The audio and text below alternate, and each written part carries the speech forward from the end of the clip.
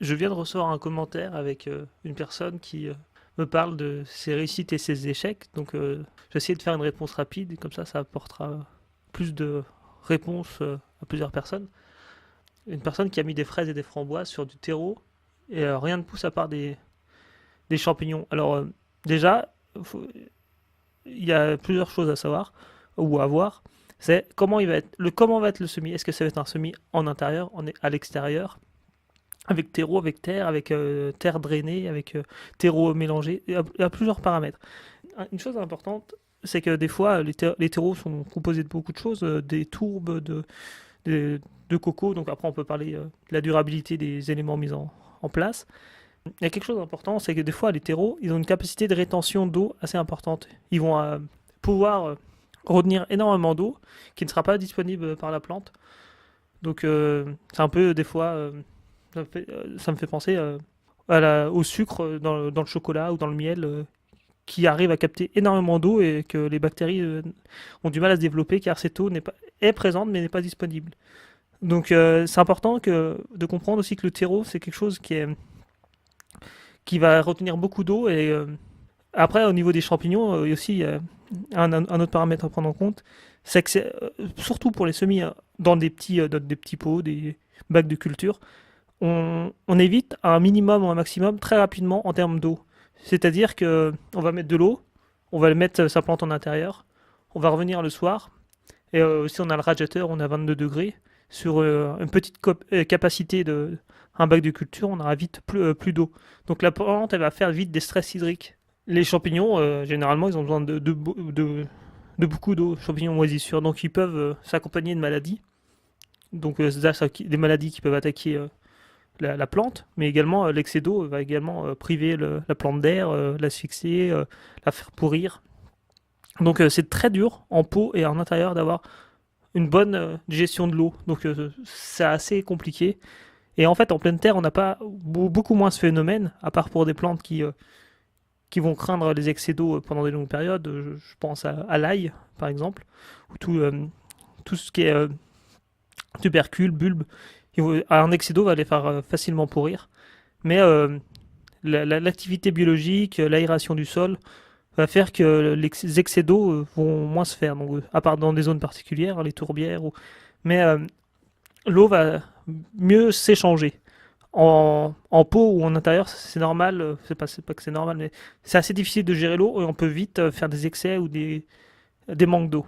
Donc au niveau des champignons, c'est tout à fait possible, même si le terreau à la base, on va le qualifier un peu de stérile, on amène des contaminants de partout et des champignons vont développer des bactéries, des insectes vont venir et c'est normal que l'eau, si elle est mise en excès, fasse développer des moisissures ou des champignons.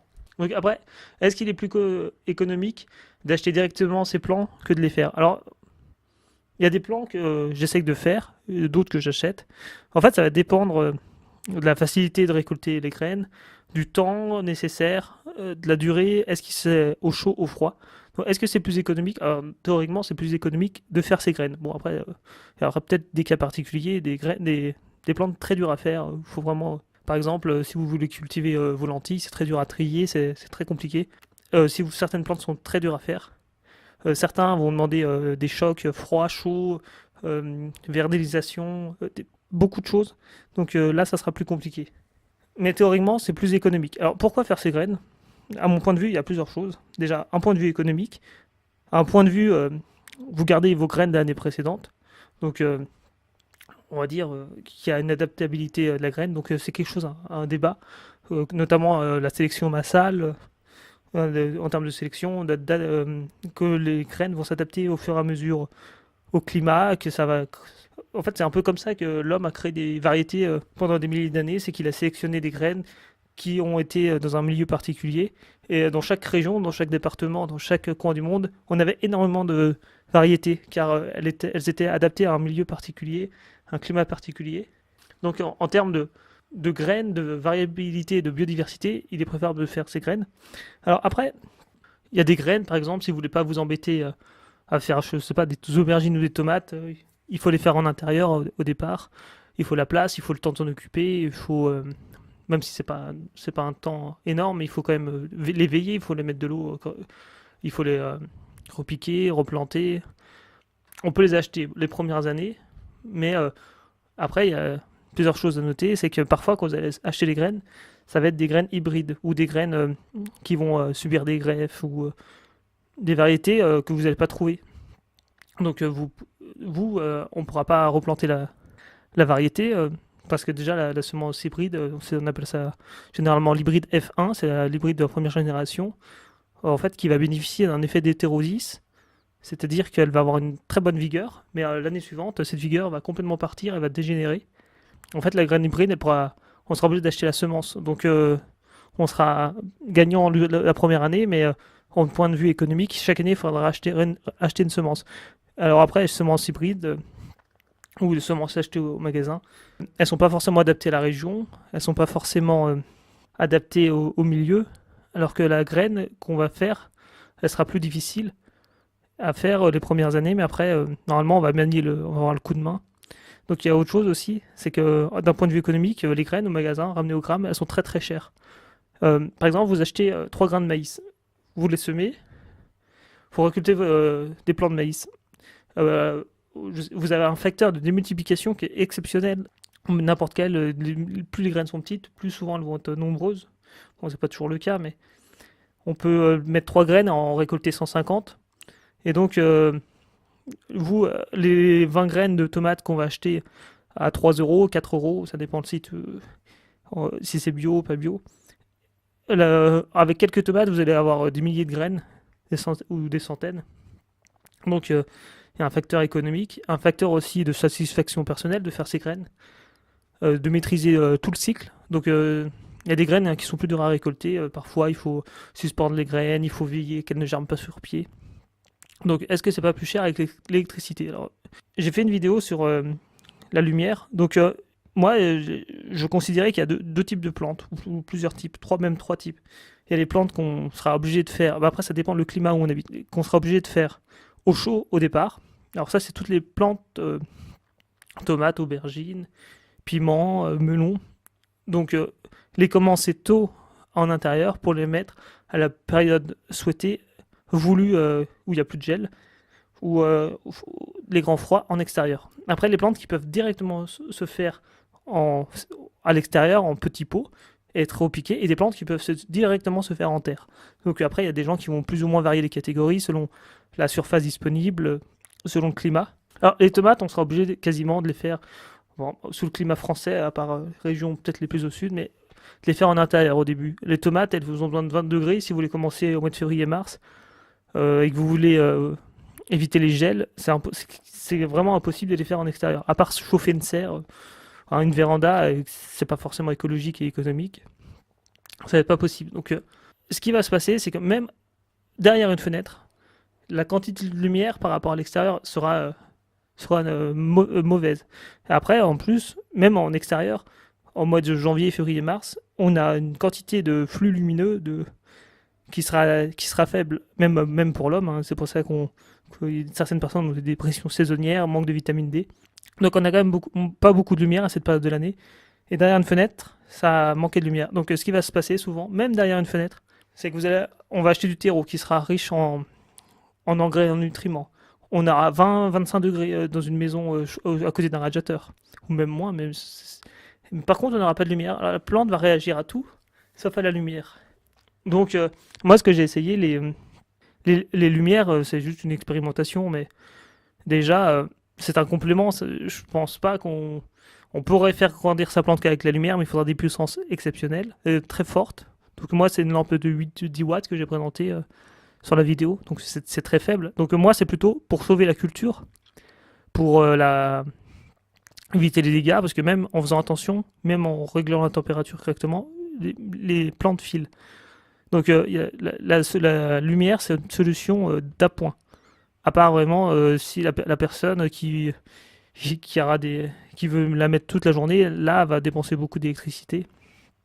Bah, encore maintenant, c'est en technologie LED ou néon, donc c'est encore assez économique. Mais après, est-ce que le jeu en vaut la chandelle? Donc si c'est en d'appoint quelques heures par jour, à la fin de mois, vous allez voir une une, une augmentation à 8 watts à l'heure si vous la mettez 2 heures par jour, de quelques euros sur votre facture, hein. Ça va pas être 3-4 euros, 5 euros, pas plus.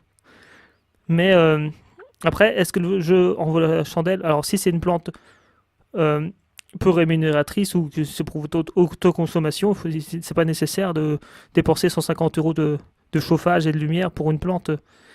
Euh, Ça dépend de la rentabilité de la plante. Si c'est une plante qui est plus rentable, si une plante va se vendre cher derrière pour un professionnel. Donc il y a une notion aussi pas de rentabilité, mais est-ce que c'est déjà pour un particulier, un professionnel?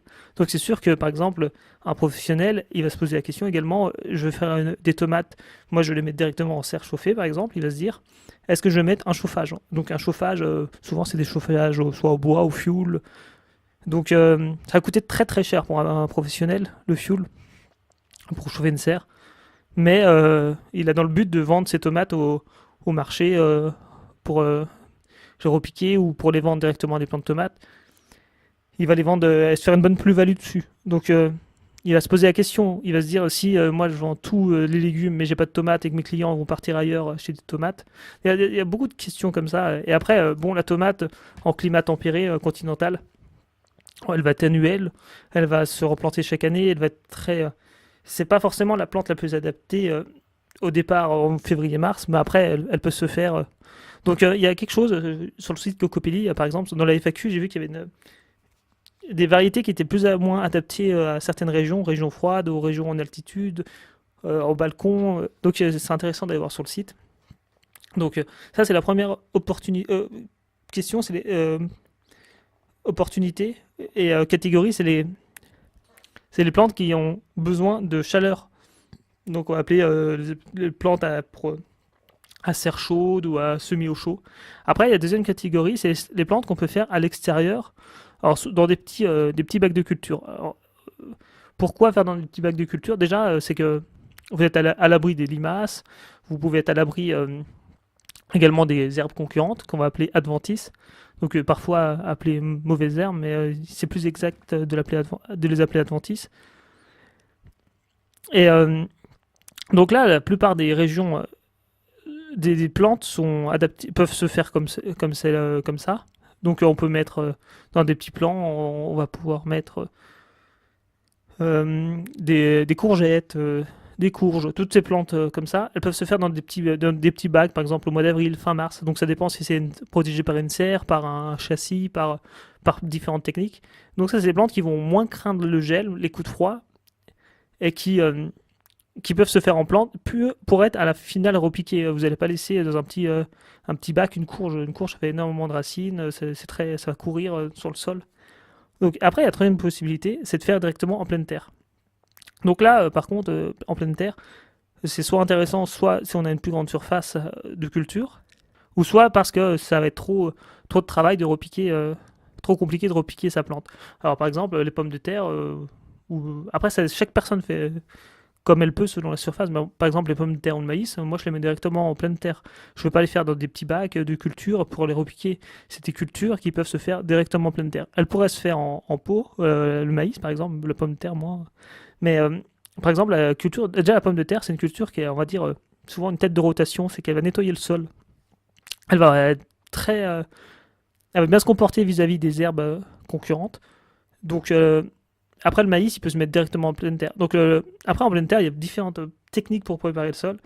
Donc après, c'est une vaste question. Est-ce qu'il faut préparer le sol d'une certaine façon, de cette façon, de retourner, de pas retourner, de faire de la permaculture? Donc en fait, moi j'ai à peu près tout testé.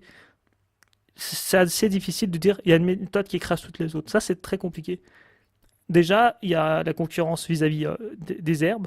Euh, il y a est-ce que le sol va être propice à la plante? Si vous mettez une petite graine, est-ce qu'elle va pouvoir germer? Si vous la mettez dans du foin, elle va être complètement étouffée. Si elle est minuscule, la graine.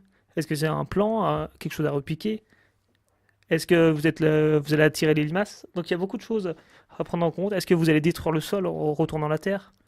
Moi, la pomme de terre, la courge, la citrouille, je la mets ça peut se faire à l'extérieur déjà. Ça faut éviter de les faire à l'intérieur. Si c'est des plantes qui sont déjà très réactives à 10 degrés, 10-15 degrés, à l'extérieur. Si vous les mettez à l'intérieur à 20 degrés, là, elles vont filer, elles vont. Donc il faut juste, parfois, s'il y a des risques de gros gel, des fois les rentrer le soir ou les protéger avec un voile de forçage. Donc il y a plusieurs choses. Après, au niveau de la suite du commentaire, au niveau des engrais et des pesticides, alors, c'est noté, je n'utilise que le vinaigre et le bicarbonate de soude. Donc là, c'est quelque chose d'important. Et moi, c'est un raisonnement que je me pose tout le temps, et que des fois, certaines personnes ont du mal à comprendre, c'est que pour moi, c'est pas parce que c'est naturel ou bio que c'est inoffensif. Et ça, il y a beaucoup de gens qui le comprennent pas. Déjà, il y a des gens qui me disent ah bah je fais du bio, je mets pas d'engrais. Alors là, je trouve que c'est une erreur. En fait, quand on va prendre une plante, on va faire du prélèvement. On va prélever, on va prélever. Donc on va prélever des éléments qui étaient dans le sol et qui ont servi à faire la plante et on va les prendre. Donc si vous mettez rien en échange et vous prenez tout le temps, la boucle, le système est complètement déséquilibré, il va s'appauvrir. Donc en fait, c'est parce qu'on va intervenir, on va prendre quelque chose qu'on va. Si après vous restituez pas, que ce soit du fumier, des engrais naturels, on va déséquilibrer le système. Donc il y a des systèmes qui sont complètement autonomes. Par exemple, vous êtes dans une forêt naturelle, l'arbre va faire des feuilles, les feuilles vont tomber au sol, qui va permettre de faire une dégradation par les animaux, la faune, la flore, et puis ça va faire une boucle, ça va être parfait. Donc, mais après, la plupart du temps, quand l'homme va intervenir, bah, on va prendre des plantes pour les manger. Donc il faut restituer après, que ce soit le terreau, le fumier, les déchets des légumes, les épluchures. En plus, il y a quelque chose aussi à noter, c'est que quand on va intervenir, on va gratter un peu la terre. Il peut pleuvoir très fort, donc on peut avoir des pertes, des lessivages. Donc le système ne sera plus parfait. Donc après, on va faire des systèmes peut-être plus autonomes, plus vertueux. Alors on peut parler d'agroforesterie, de permaculture, en faisant intervenir notamment l'arbre, les couverts végétaux, le, la non-mise des sols à nu. Mais déjà, c'est une erreur de penser qu'en bio, il ne faut pas mettre d'engrais, par exemple. C'est important que. Après, bon, c'est très très compliqué, parce que on a pensé pendant des nombreuses années que je prends temps, je dois donner temps. Mais en fait, ça marche pas tout à fait comme ça. C'est très très compliqué. En fait, on va appeler ça une relation un peu une méthode holistique. En fait, c'est un tout. Si vous apportez ça, comment ça va être dégradé? Est-ce que ce que vous avez apporté, c'est sous forme organique, minérale? Est-ce que ça va être assimilé par les plantes? Est-ce que ça a besoin de passer par des champignons, des bactéries? Est-ce que les vers de terre vont intervenir? Donc, il y a beaucoup de questions à se poser. Donc, après, qu'est-ce qu'on va mettre? Un amendement, un engrais. Est-ce qu'on. Après, là, un niveau très important, c'est les pesticides. C'est pas parce que c'est un pesticide bio ou c'est pas parce que on fait du. Alors, il y a déjà deux choses. Il y a des gens qui vont dire, bah, en bio, on met pas de pesticides. Alors ça, c'est complètement faux. On met des pesticides bio simplement. Et en fait, c'est des pesticides qui seront pas issus de synthèse. Donc, après, un pesticide, quel que soit bio ou pas bio, il va avoir un effet. Sinon, c'est pas un pesticide. C'est qu'il va soit détruire un insecte, détruire une plante, détruire quelque chose. Après, ça peut être plutôt quelque chose qui va stimuler les algues, les orties, les extraits de plantes. Mais un pesticide, même bio, va modifier la vie du sol. Donc, alors je vais prendre plusieurs exemples rapidement. Déjà, quand un pesticide ne veut pas dire les substances bio, c'est pas parce que c'est naturel que c'est pas dangereux. Ça, c'est très important et il y a beaucoup de gens qui le pensent même pas. Par exemple, je vais mettre du cuivre. Après, la bouillie bordelaise pour traiter mes tomates contre les mildiou. Alors, le cuivre, après, selon le pH du sol, selon l'activité du sol, et en fait, il va s'accumuler dans le sol. En fait, vous allez accumuler du métal dans le sol. Et au final, quand le taux de métal sera trop élevé, bah, ça prend des années, hein, des 50 années. Il peut que le sol, si ça a été fait de façon trop intensive, que le sol se stérilise. Donc après, dans le sol, il y a des équilibres de minéraux qui sont très fragiles. Donc il y a des complexes. Souvent, c'est le complexe argilo-humique. Donc il y a des relations avec le calcium, qui est Ca2+, qui va prendre des interactions, des anions, des cations. C'est super compliqué. Mais si vous voulez apporter un minéral, un engrais, on va modifier. Après, il y a des pesticides il y a plein de substances dans la nature qui sont très dangereuses. Et, il y a des poisons très très puissants dans la nature. Et par exemple, le pyrètre végétal, il est suspecté de tuer des insectes. L'huile de Nîmes, elle est suspectée de désorganiser et tuer les insectes. Il y a certaines plantes aussi qui ont des perturbateurs endocriniens, des substances même nocives pour l'homme. Donc, il y a même des insecticides bio, des- des pesticides bio qui ont été retirés, euh, de, qui ont, de l'homologation a été retirée car elle était même dangereuse pour l'homme. Donc un pesticide bio, c'est même dangereux. Donc en fait, le mieux, et par exemple, si on met du sel, donc le sel, on peut en mettre un petit peu, il y en a qui vont se servir pour désherber, pour tuer les limaces, mais en fait, on va apporter quelque chose, un minéral dans le sol, chlorure de sodium, qui va réagir dans le sol, alors et qui va déséquilibrer, qui peut tuer les animaux, qui peut stériliser le sol. Donc après aussi, quelque chose d'important, c'est il y a le pesticide bio ou la substance. Et en fait, des fois, c'est les résultats de la décomposition qui vont être plus toxiques que le pesticide bio en question. Donc en fait, le mieux, ce serait. Et après, il y a une question, est-ce que c'est un particulier ou un professionnel qui va faire un traitement bio? Donc là, il y a quelque chose d'intéressant.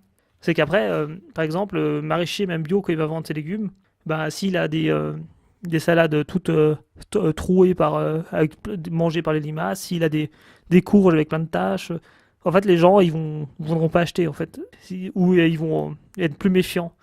Donc même un professionnel bio, il va souvent faire des traitements bio, car c'est pour sa vente. Et en plus, là on parle de petites tâches, mais en fait on peut tout perdre sa récolte. Donc un professionnel bio qui va investir 2000 euros de frais de culture, qui va tout perdre à la fin, qui perd toutes ses tomates avec le midjou, c'est son salaire à la fin du mois qui va être impacté. Donc un pesticide bio, que ce soit le vinaigre, bicarbonate, bouillie bordelaise ou autre pesticide bio, c'est quand même un pesticide bio. Donc en fait le mieux ce serait de faire agir tout le système, les interactions avec les plantes, le sol, le renforcement des plantes, les variétés, pour ne en utiliser le moins possible. C'est pas toujours facile, mais par exemple pour les tomates, on peut choisir des variétés les plus tolérantes au mildiou, même si c'est difficile. Après, avoir de la prévention, couvrir ses tomates. Euh, Après, par exemple pour les limaces, ne pas tirer les limaces. Donc en mettant des choses humides au pied des limaces. Après, il peut y avoir des pièges bio. Bon, après, il y a toujours la question, est-ce que ça va tuer les insectes, les repousser, push-pull, il y a beaucoup de choses. Donc ça, c'est important de savoir, à avoir à l'esprit que bio ne signifie pas ne pas traiter, ne signifie pas dangereux, et ça va signifier qu'on va quand même modifier le système. Donc on tente des expériences, que ce soit des interactions, des synergies, des associations de culture, afin de réduire ou de arrêter le traitement biologique. Après, au niveau de la question, j'avais les asperges et les artichauts. Alors ça, c'est deux cultures que je fais pas, donc je peux pas trop répondre. Alors en fait, moi, ça fait depuis que je suis enfant que je fais un jardin, et en fait, on apprend toujours des choses, on fait toujours des erreurs. Il y a quelque chose d'important, c'est pas parce qu'on fait deux fois une erreur ou deux fois quelque chose ne marche pas qu'il ne marchera jamais. En fait, ça peut être la loi des séries, ça peut être. En fait, il faut tester plusieurs fois. Des fois, un petit paramètre, ça peut changer. Les années, c'est jamais les mêmes. Là, on joue, quand on fait un jardin, un potager, on est avec le vivant. Donc, quand on est avec le vivant, ben, on a tout qui va modifier la vie du sol. Est-ce qu'on va mettre telle variété, tel jour? Est-ce qu'il va pleuvoir? Est-ce qu'on va détruire le sol? Différentes notions à avoir, à avoir. Donc pour les plantes qui filent, à la fin du commentaire. Donc il y a plusieurs techniques pour éviter que les plantes filent. On aura, par exemple, de semer le plus tard possible. Donc après, il ne faut pas prendre du retard, mais au moins on pourra ressortir ces plantes plus vite après. Il y a à les mettre le plus près d'une fenêtre. Que si la température, par exemple, de la maison ou si c'est à côté d'un radiateur est trop forte et qu'à côté on n'a pas assez de lumière, il faut légèrement baisser la température pour que la plante réagisse moins vite. Après, on peut jouer sur beaucoup de choses, hein, pour les variétés. Et c'est pour ça que c'est intéressant d'avoir beaucoup de variétés. C'est que plus on a de variétés, plus on est susceptible d'avoir une variété qui sera adaptée à sa région, à son climat. Donc il faut tester beaucoup de choses. Et après, c'est pas parce qu'une personne fait une technique ou une technique que c'est la meilleure. Parce qu'en fait, la technique que la personne peut utiliser, par exemple si on voit des techniques sur Internet, elle est valable pour telle variété, telle plante, dans telle région, dans tel sol. Donc si on a un sol argileux, sableux, ça va pas être la même réaction. Donc là, dans les commentaires, je vois les boutures de rosier ou avec une technique spéciale. En fait, ça dépend les plantes, ça dépend les réactions. Donc voilà pour une réponse rapide. Et j'essaierai un jour de faire une vidéo sur les pesticides bio pour montrer ceux qui sont quand même dangereux, ceux à éviter, comment essayer d'en passer, donc de s'en passer. Donc que ce soit par, en fait, faudrait avoir une réaction globale, on va appeler, qui s'appelle holistique, c'est-à-dire qu'on va essayer de voir le tout, de voir que pour faire un potager, il faut tout prendre en compte. Il faut prendre en compte où on est, les insectes autour, les associations de culture, les variétés, les techniques de préparation du sol. Est-ce qu'on fait de la permaculture? Est-ce qu'on a des arbres à côté? Quel arbre? Quelle essence d'arbre? Est-ce qu'on a des prédateurs, des, des chrysopes, des carabes, des coccinelles? Est-ce qu'on a des espèces qui sont locales, qui ne vont pas forcément réagir de la même façon qu'une espèce qui va être exotique ou qui va réagir différemment? Et en fait, essayer de voir, faire des essais, ça c'est très important. Et c'est pas parce qu'on s'est trompé une fois que ça marche pas du tout. Il y a plein de gens qui m'ont dit ah bah j'ai essayé ça, ça n'a pas marché. Mais en fait, moi il y a plein de choses que j'ai essayé une ou deux fois qui n'ont pas marché et après au bout de 3-4 fois qui ont marché. Alors des fois il n'y a pas beaucoup de il y a pas beaucoup de choses à modifier et ça peut être moi il y a des années, il y a des tomates par exemple au bout d'un mois elles sont mortes alors que des fois ça m'arrive pas. Des fois ben je les plante tel mois ça marche mieux que d'autres. Donc c'est pour ça que je fais des essais. Et après, j'ai essayé de faire beaucoup d'essais, que ce soit dans les traitements bio, des méthodes bio, que ce soit des mélanges à base de plantes, tanésie, absinthe. Il y a des choses qui marchent, des choses qui marchent pas. Alors c'est ça le petit souci en bio, c'est qu'en fait, comme la plante, les plantes, les extraits de plantes, eh ben, il n'y a pas beaucoup d'argent à gagner pour les professionnels, hein, c'est du vivant, donc tout le monde peut prendre ses orties. En fait, il y a peu d'études scientifiques sur, par exemple, l'effet du purin, du purin à base d'ail. Là, j'avais fait un mélange huileux à base d'ail sur les dorifores. Donc, on n'a pas beaucoup d'essais. Euh, Après, pour faire un essai, pour faire une étude scientifique, ça demande énormément d'argent.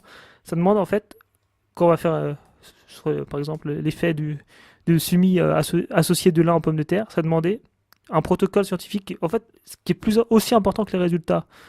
Parce que moi, tout le monde peut faire son essai dans le jardin. Et par exemple, moi, j'ai fait un semis de lin à côté des pommes de terre. Bah, une année, ça marchait, j'ai dit, bah, c'est bien. L'année suivante, j'ai essayé, ça marchait. Bah, j'ai dit, bah, le lin va marcher sur les pommes de terre. Et l'année suivante, j'ai mis du lin comme les autres années, j'ai eu des dorifores. Donc, pour faire un test, il faudra faire des tests avec des échantillons indépendants, des tests en double aveugle, des tests sur plusieurs années, sur plusieurs climats, sur plusieurs régions, sur différents paramètres. Donc il faut tester et voir ce qui marche plus ou moins. Donc voilà pour une réponse rapide aux commentaires.